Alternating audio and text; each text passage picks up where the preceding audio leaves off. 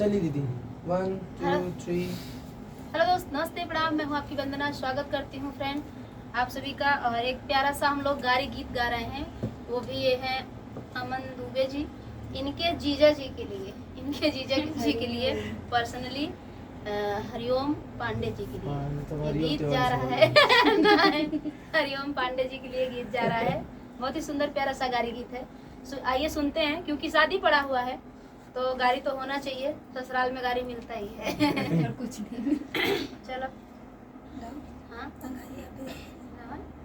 अंगनैयावा में चकारी गजब घुमारी, अंगनैयावा में चकारी गजब घुमारी, अंगनैयावा में हरिओम के वाहिनी से ऐसा बिगड़ी, ताकि ताका बिगड़ी, घ्यूरी घ्यूरा बिगड़ी, अरे संझा लैके सोई सबेरे बिगड़ी, अंगनैयावा में चकारी गजब घुमारी, अंगनैयावा में चकारी गजब घुमारी, अंगनैयावा अमन के बहिनी से बिगड़ी, ताकि ताका बिगड़ी, घिउरी घिउरा बिगड़ी, अरे संझा लैके सोई सबेरे बिगड़ी, अंगनैयावा में